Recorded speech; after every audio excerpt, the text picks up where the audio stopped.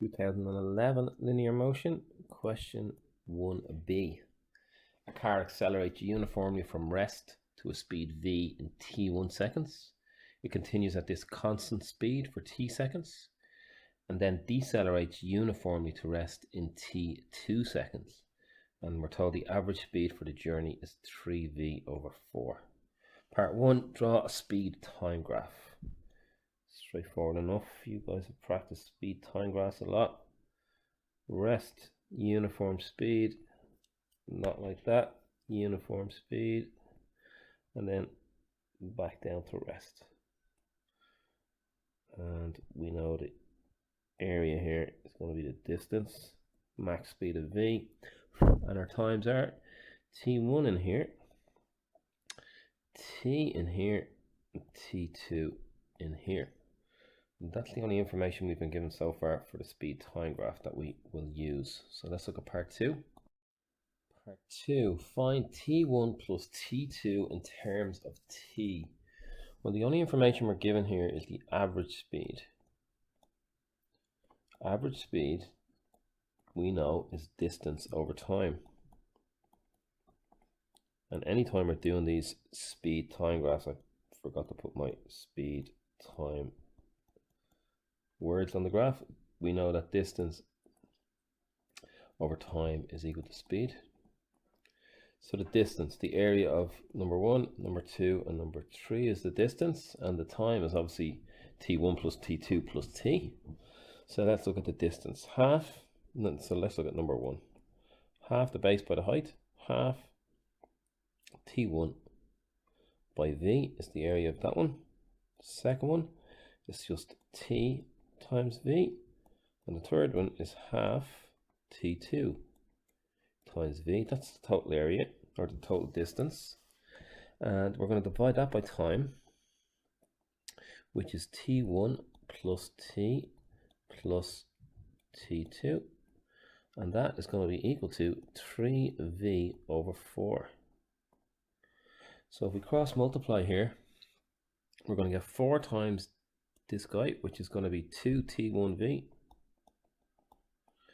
4 times the middle one, which is 4tv, plus 4 times the last one, which is 2t2v, over 3v. We're going to actually divide by v here, so I won't multiply these out. 3v by t1 plus, sorry, that's equal to, I'm not, why am I putting it underneath, equals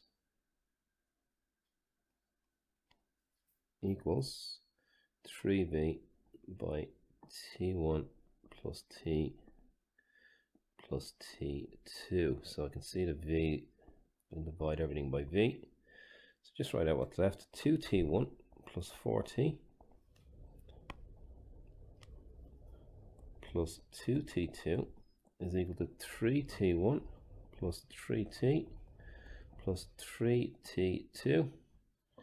Okay, bring the 3t across, and we're going to get t, 4t minus 3t. And we can see here, actually, we're just going to get t1 plus t2. So it works out quite quickly. T is equal to t1 plus t2. Okay, part 3. Part 3 of this question, if a speed limit of 2v over 3 were to be applied, find in terms of t the least time the journey would have taken, assuming the same acceleration and deceleration as part 3. Okay, find in terms of t. So we have t1 and t2 in terms of 3. Now the times taken this time are going to be different. So let's just have a look. It's the same journey. So the distances are going to be the same, with the same deceleration and acceleration, the same area under the graph. But this time we have a limit of 2v over 3. So we call our new times t4, t5, and t6. There's going to be a relationship between t4, t6, t1, and t2. Now we could have left, if we didn't divide by v that time, we would have had v's in here. So you can see that v times t is going to be equal to v times t1 plus t2. And what do they tell us? The same acceleration and deceleration. So if the velocity is 2v over 3, 2v over 3 would replace that would be my t1 plus t2. And that would have to be equal to t4 plus t6. So we've got t4, and we know t1 plus t2 is equal to 3. So actually we can straight away get 2v, well, I'll eliminate the v, 2t, t1 plus t2 is equal to t. So t4 plus t6 is equal to 2t over 3. So we need to get something, we need to get t5 then in terms of t. So let's have a look at how we will approach this question. So if we take the original, the distance is the same, it's the same journey. So the half, what we started with t1 times v plus t times v. These are the first 3 times for when they were t1, t, and t2. And then we had a half t2 times v. That will have to be equal to the same distance, so it's going to be a half t4 times 2v over 3 plus t5 times 2v over 3, and then plus a half the base by the height, t6 times 2v over 3. So if I multiply by 6, I can get rid of all the denominators. So that's going to give me 3t1, and I can divide by v as well. I'll do that at the same time. 3t1 plus 6t plus 3t2. That's going to be equal to the 6. We'll get rid of both of these, won't it? So I'm just left with 2t4 on top.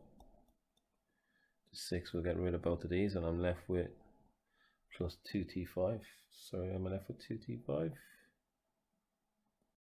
combining this one. This is with this 3. So I just have a 3 in the bottom, so I'm going to be multiplying by 2 on top. So I'm going to have a 4t5.